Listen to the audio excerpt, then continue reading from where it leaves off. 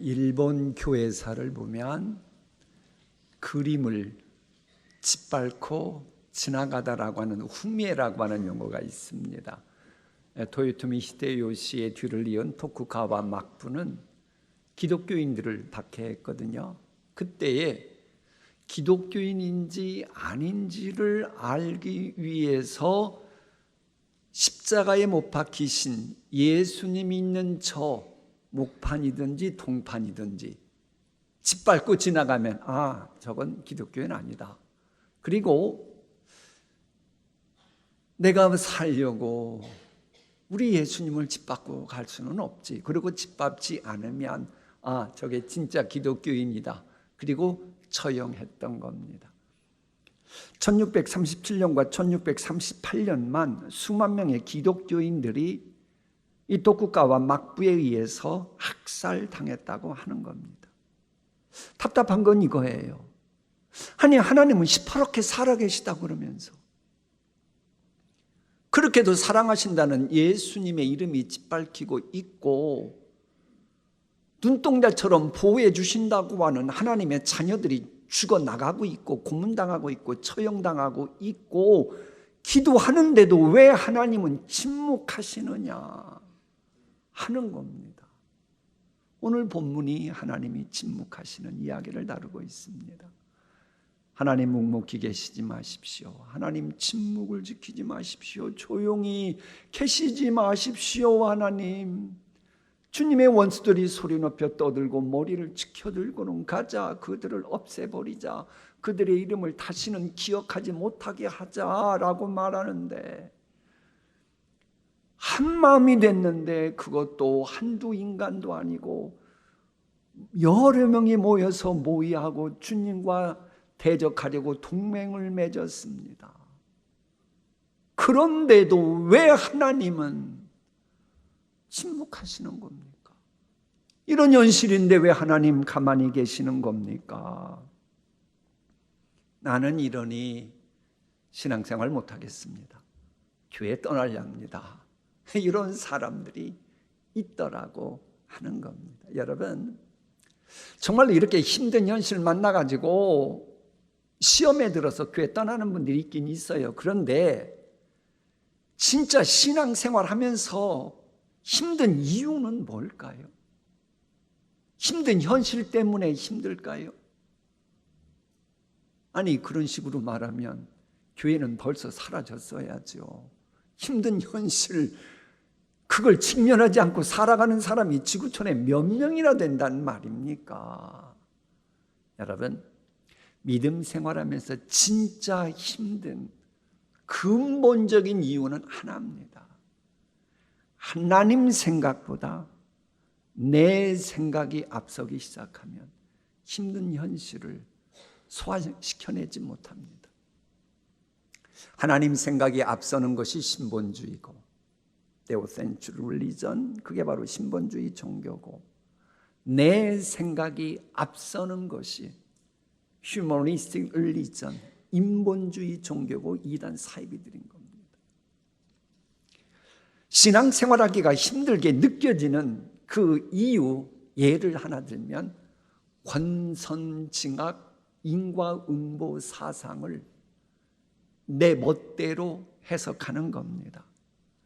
그러니까는 이 권선징악 인과응보라고 하는 이 사상은요, 모든 지혜문학의 틀이고 기독교뿐만 아니라 다른 모든 종교도 실은 이게 다 이 틀입니다.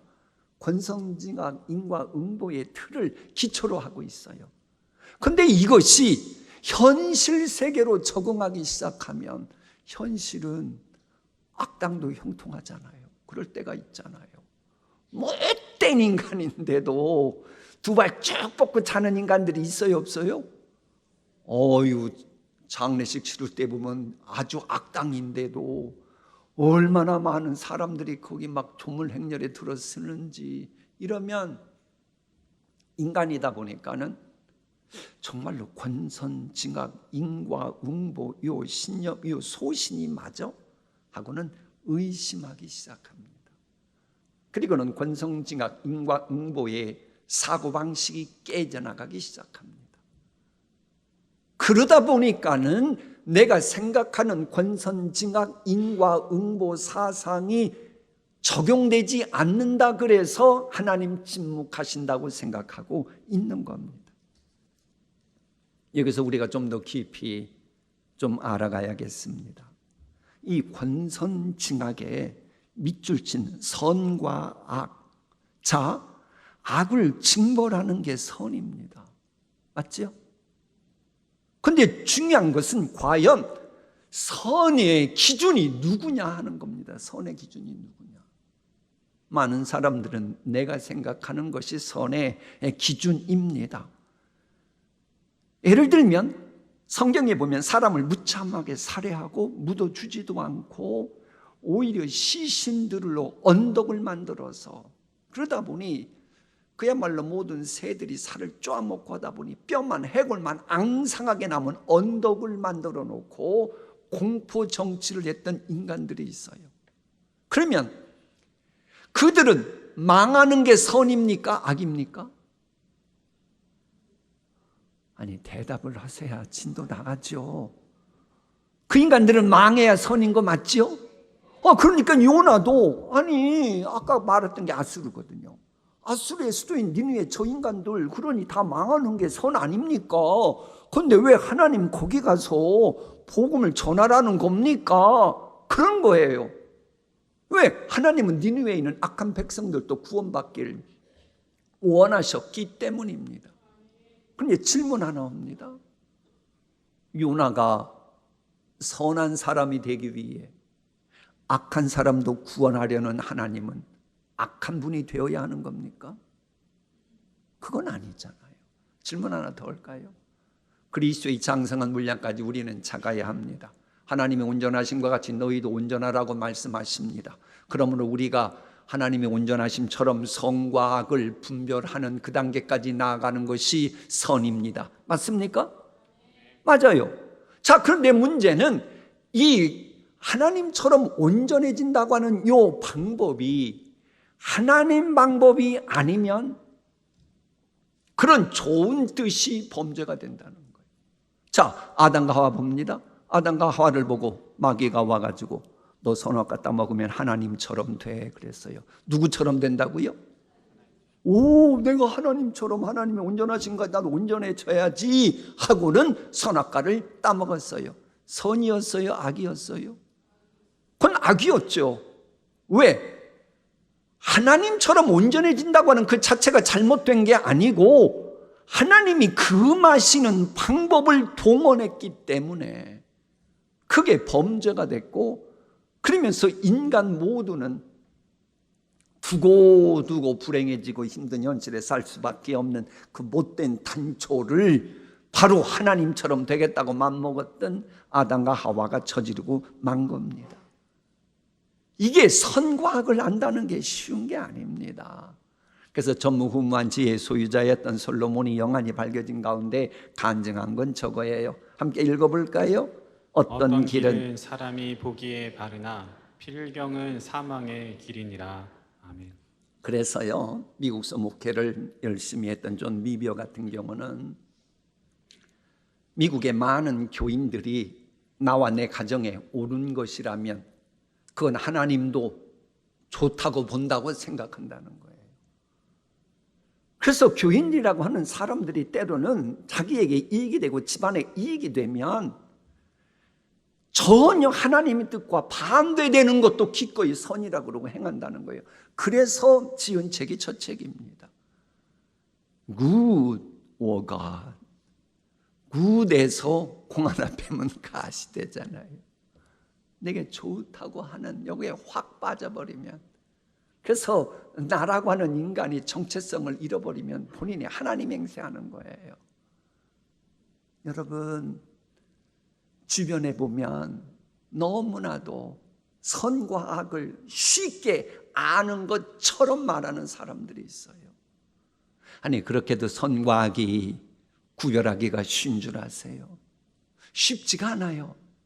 그렇게 쉽다면 어떻게 사도 바울이 저렇게 말했겠어요? 단단한 음식은 장성한 자의 것이니 그들은 지각을 사용함으로 연단을 받아 뭘 분별하는 자라고요? 선악 분별하는 게 쉽다고 나왔어요? 아닙니다. 연단 받아야 된다는 거예요. 연단 받으려면 얼마나 많은 고민과 시간이 있어야 됩니까? 그런데 그게 그저 대응하는 거예요?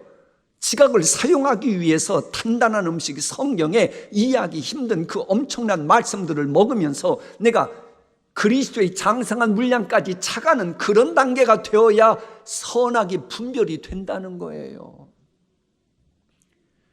여러분, 내가 좀 신앙생활했다고 내가 직분이 집사님이다 혹은 멘토 교사다, 그것 때문에 여러분이 선악 알 수 있는 게 아니에요.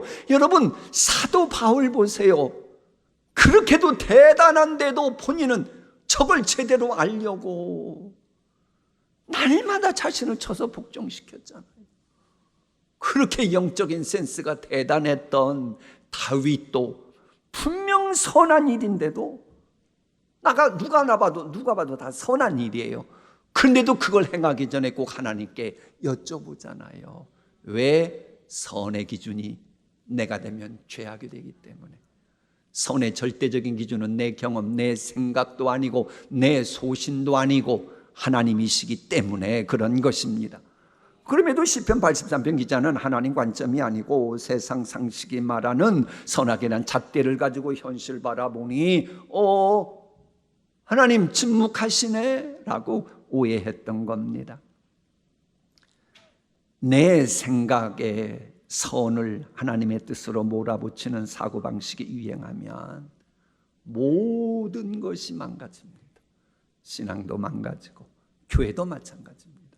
그래서요, 현 21세기 미국에서 가장 큰 영향력을 끼친다고 하는 존 메가더라고 하는 목사님이 있어요. 이분이 미주 중앙일보와 인터뷰하면서 그런 말을 해요. 한국 교회 망해가고 있다는 거예요. 위험하다는 거예요. 이게 무슨 말이냐고. 한국 교회는 남들에게 인기 중심으로 매력적인 교회가 되려고 하다 보니까는 교회의 본질을 잃어버리고 있다는 거예요. 교회 본질이 뭐냐? 하나님의 말씀에 대한 절대 무엇을, 이것은 하나님의 절대적인 말씀이라고 하는 것을 잊어버리고 어느 순간부터 사람들 세상 유행 풍조에 따라서 함부로 생각하고 함부로 교회 생활하는 것이 많아져 가고 있기 때문이라는 거예요. 지금이라도 성경의 권위를 회복하고 말씀 중심으로 한국교회가 되어져야 그때부터 소망이 보인다는 거예요. 그런데 이게 쉽습니까? 쉽지 않아요. 이 말씀에 대해서 절대 권위 갖는다는 게 쉬운 줄 압니까? 그렇지 않아요. 이 말씀의 권위를 두려면 딱 하나, 기도 생활해야 됩니다. 뭘 해야 된다고요? 기도 생활하는 분들만이 성경 말씀을 절대적인 하나님의 말씀으로 받아들이는 그 확률이 훨씬 높습니다. 우리가 읽은 시편 83편 역시도 실은 기도문입니다. 사실 하나님께서 침묵하시는 이유는 우리를 하여금 기도하길 원하시기 때문에 그래요. 본문 같은 경우는 롯 자손을 중심으로 해서 아수르를 포함한 10개 부족이 똘똘 뭉쳐가지고 하나님의 백성을 괴롭히는 겁니다. 한 나라가 아이컨대 러시아와 우크라이나 전쟁처럼 1대1로 전쟁을 하면 한쪽이 약해지면 소강 상태에 빠지는데 10나라가 연합해서 한 나라를 망하게 하겠다고 하니 이게 힘든 거예요. 계속되는 고난이 있는 겁니다. 너무 힘든 거예요. 그러다 보니 기도할 수밖에 없는 상황인 겁니다. 근데 여러분, 기도가 뭔 줄 압니까? 오늘 본문 관점에서는 기도는 내 힘을 빼는 겁니다. 내가 선과 악을 알고 있다고 하는 힘을 빼는 거, 그게 바로 기도입니다. 왜? 내 몸에서 힘이 빠져야 하나님이 역사하시거든요. 그런데 내 힘을 빼지 않고 내 생각에 사로잡혀가지고 씩씩거리면서 그냥 미시적으로 내 분노, 고통, 문제만 바라보면 이게 시간이 지날수록 더 커져만 갈 뿐입니다. 그런데 내 힘을 빼고 하나님 관점에서 거시적으로 힘든 현실을 전후 좌우 미래까지 내다보면 그때부터는 하나님의 뜻이 발견이 돼요. 왜? 영원한 독생자 예수님을 죽게 하시면서까지 날 사랑하신 그분의 사랑을 알고 믿기 때문에 현실에 담긴 하나님의 깊은 뜻이 내 눈에 보여지기 시작하고, 그러면서 소망을 갖기 시작하는 거예요. 여러분, 다시 말합니다. 힘든 현실 때문에 힘든 분 계십니까? 마음이 답답하신 분 계십니까? 시원하게 되는 방법 하나 알려드릴게요. 여러분, 힘부터 빼세요. 여러분의 생각, 그것부터 빼세요. 그러면 시원케 하는 소망의 소식이 전해지는 거예요. 여러분, 하나님은 시퍼렇게 살아계시기 때문에 뭐 악인이 득세하는 것 같고 기세등등하는 것 같고 아무리 그래도 꼬린 지점 통과하는 것은 결국 하나님을 경외하는 사람입니다. 여러분, 내 힘을 빼야, 그래서 내가 십자가에 못 박혀야 부활의 능력이 내게 임하는 것입니다. 모세 보세요. 모세가 이스라엘을 해방시키려고 막 용을 쓸 때는 살인자가 되고 도망자가 되고 말잖아요. 근데 미디안 광야에서 내 힘을 쫙 빼고 나니까는 힘을 빼서 끝나나요? 그때부터 힘 다 빠졌냐? 그럼 너에게 있는 지금까지 축적된 모든 가능성을 이제부터 내가 마음껏 사용하마 하면서 위대한 후반부 인생이 만들어진 거예요. 여러분, 내 힘을 빼야 하나님이 지금까지 나를 연단시킨 것들이 빛을 발한다니까요. 그래 여러분, 우리가 하나님이 침묵하신다 느껴질 때는 힘을 달라는 기도만 하지 말고, 하나님 힘 좀 빼도록 도와주세요, 이 기도 드려야 돼요.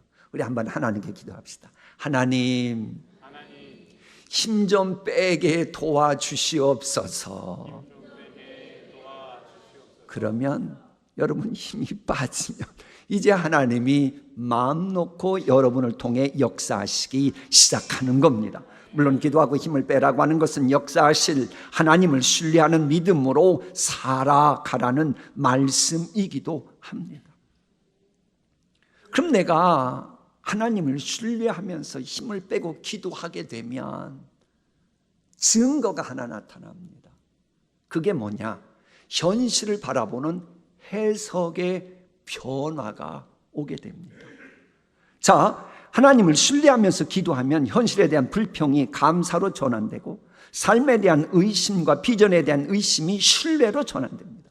이렇게 해석의 변화가 일어나는 것은, 그게 바로 내가 지성소, 곧 은혜의 보좌로, 예배 자리로 온전히 나아갈 때만 이게 만들어집니다.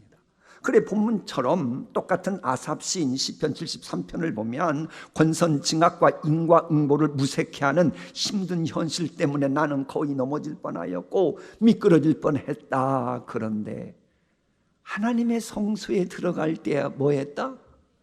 깨달았다는 건 뭐예요? 깨닫기 전에 사고방식하고 깨닫고 나서의 사고방식, 소위 해석의 전환이, 변화가 있게 되었다. 저 이야기입니다. 그러니까는 하나님과 성소에 들어가서 1대1로 만나는, 소위 하나님을 2인칭으로 대하는 것이 있을 때에 해석의 변화가 만들어집니다. 그런 측면에서 오늘 사실 본문 83편은 주님을 향하여 2인칭 사용합니다. 그런데 우리나라 성경은 2절에 주의 원수들이라고 번역해놨어요. 저거 해석 잘못된 겁니다. 우리 교회 일부 예배 때 구약학 교수님 나오는 거 알고 계시죠? 히브리 원문이 그래요. 주의 원수들이 아니고 원문은 당신의 원수들, 2인칭 사용합니다. 3절도 주의 백성이 아니고 당신의 백성입니다. 그래서 제가 오늘 일부 기도하면서 이런 걸로 봐서는 우리 교회 구약학 교수님이 우리나라 성경 번역할 때 좀 참아야 되는데 그 말을 했는데, 여러분 절해야 됩니다. 내가 정말로 예수 믿는 게 분명하다면 힘든 현실과 관련된 나의 문제들은 이제부터 내 문제가 아니고 나와 대화하는 예수님 당신의 문제고 하나님 당신의 문제입니다 라고 해야 그게 예수님 제대로 믿는 분이에요. 근데 어떤 분은 기도할 때 보면 오 거룩하시고 이 역사의 흥망성쇠 주장하시는 하나님 그러는데 3인칭이에요. 그건 소용없습니다. 그래서는 변화 안 일어납니다. 하나님이 2인칭이 되어야 나와 1대1로 대면하는 분이 되어야 그때부터 하나님이 역사하시고 내 사고의 해석학적인 전환이 만들어지는 겁니다. 여러분 예수 믿는다고 하면서도 해석학적인 사고 전환이 없으면 예수 믿어도 계속해서 마음은 강팍해집니다. 오만합니다. 교만합니다. 변화가 안 돼요. 남을 미워하고 무시하고 업신여기고 포용심도 없고 예수님의 마음이 요만큼도 없어요. 왜 예수 믿으면서 그럽니까? 예수님 믿는다고 하면서도 사고의 전환이 없기 때문에 그렇게 되는 거예요. 구약에서 선지자들을 보냈을 때 하나님의 마음이 뭐였어요? 그들이 예수님 안 믿는 사람이었던 줄 압니까? 그들 다 하나님 믿는 사람이었어요. 하나님 믿는 사람이었지만은 당시 가나안 땅에 유행 풍조했던 바알 신님의 바이러스 그 오염되다 보니까는 눈에 보이는 거 위주로 모든 것을 해석하고 만 거예요. 그러다 보니 하나님 이러면 안 되겠다 싶어서 보이지 않는 하나님 중심으로 살아가라고 선지자들을 보내셨던 겁니다. 힘든 현실 속에서 탄생하는 보석 같은 신앙인이 되려면 눈에 보이는 것만 힘든 현실 그것만 절대 진리를 향하는 그런 사고방식을 좀 여러분 혐오해야 합니다. 멀리 해야 합니다. 오직 모든 것을 주장하시는 보이지 않는 하나님을 가까이 하고 신뢰해야 하는 거예요. 그런데 이제 고민은 또 이런 고민이 있어요. 아니 내가 힘을 빼고 기도했는데도 여전히 힘든 현실 때문에 고통당할 때가 있어요. 그것은 바로 대리대속적 권한 때문에 그러는 겁니다. 신앙 때문에 프랑스에서 박해를 받던 위군호들이 이제 나중에 귀하게 쓰임을 받게 되거든요. 그때 하나님이 그야말로 대리대속적 고난을 당하면서 여기저기 흩어졌는데 그들 까닭 인하여 근대 문명, 현대 문명에 획기적인 역사가 일어나기 시작합니다. 하나님은 대리대속적 고난을 통해 새 역사를 열어가시는 분인 겁니다. 이 목회를 하다 보면 그런 분이 계세요. 야, 저분은 저렇게 마음도 곱고, 아니 저러면 저분 가족들은 한결같이 다 내가 하나님이라면 최고로 복 주고 싶다. 그런 가정들이 있어요. 그런데 왠지 모르게 그 아픈 손 같은 그런 고통을 겪어야 되고, 어떤 분은 너무 힘들게 저분은 살아가신다 하는 분이 있어요. 저도 이제 경로 우대증 받다 보니까는 이제 목회를 한 경륜이 쌓이다 보니까 그게 보여요. 그거 왜 그런 줄 아세요? 그분이 죄 있어서 그런 경우는 별로 많지 않습니다. 대리대속적 고난 때문에 그분이 그렇게 고통당하고 있는 겁니다. 요셉이 대표적인 케이스죠. 자 보세요. 요셉의 대리대속적 고난에 대해서는 창세기는 안 나오고 시편 105편에 나옵니다. 그 땅에 기근이 들게 하사 그들이 의지하고 있는 양식을 다 끊으셨도다. 그가 한 사람을 앞서 보내셨으며 누가 종으로 팔렸도다. 요셉. 아니 요셉이 무슨 죄입니까? 아니 말로 내 꿈이 그러더라. 꿈 얘기하는 게 죄입니까 여러분? 수상한 분들이네. 아니 꿈 얘기하는 게 죄입니까? 아니잖아요. 근데 왜 종으로 팔렸어요? 그건 대리대속적 고난 때문에 앞당긴 거예요. 그의 발은 착고를 차고 그의 몸은 쇠사슬에 매였으니 곧 여호와의 말씀이 뭐 할 때까지라? 저 약속 성취라고 하는 열매를 위해서 미리 앞당겨 대리대속적 고난 받은 거예요. 혹시 우리 가운데 나는 고난 없다고 하는 분 계셔요? 그분께 말씀드릴까요? 그분도 누군가의 대리대속적 고난이 있었기 때문에 지금처럼 행복한 줄 알고 겸손하시기 바랍니다. 아멘들 안 하시네. 여러분, 내가 죽어야 부활의 영광이 오는 거예요.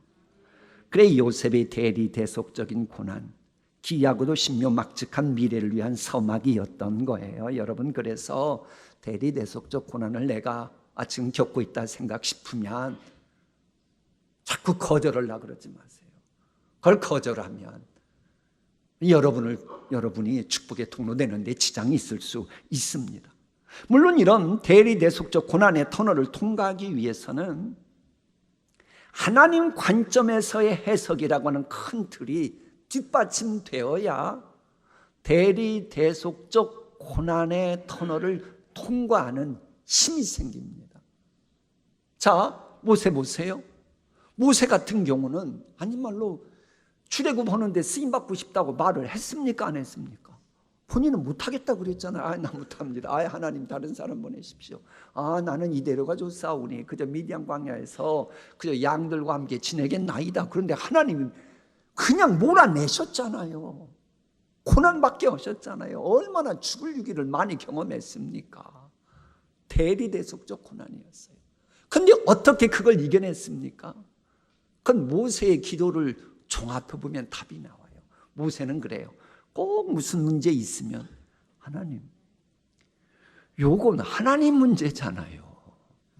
하나님, 요거 하나님의 이름이 수치를 당하는 문제잖아요. 하나님, 뭐 이런다고 하나님께 좋을 거 하나도 없잖아요. 괜히 출애굽시켰네 이 소리만 듣잖아요. 그러니 역사하세요. 도와주세요. 이러는 거예요. 여러분도 힘든 현실이 있으면 모세처럼 기도하시기를 축복합니다. 자, 마무리하겠습니다. 이 시편 83편을 보면요, 마지막 절 16, 17, 18을 보면 1절, 2절에서는 왜 침묵하냐고 힘들어 죽겠다고 막 그래요. 그러면서 하나님께 막 고자질하고 막 그러잖아요. 그러다가 지성소 나아가서, 쉽게 말하면 은혜의 보좌 앞에 나가서 하나님과 1대1로 하나님을 2인칭 사용하며 기도하는 중에 변화가 되기 시작해요. 해석의 전환이 돼요. 그래서 공의로우신 하나님이니 악인들이 음모하고 모의하는 것은 수치당하게끔 심판하십시오. 그러나 여기서 끝나지 않아요. 그래도 그들이 지옥 가면 안 되니까 주의 이름을 알게 하소서. 그리고 나서는 여호와라 이름하신 주만 온 세계의 지존자로 알게 하소서라고 말합니다. 이 힘든 현실 속에서 아름다운 보석과 같은 이 고백이 나오는 거예요. 자, 이때 좀 시간 걸리더라도 저도 여러 번 들었던 이야기니까 여러분도 들었을 얘기인데 한번 환기해 볼게요.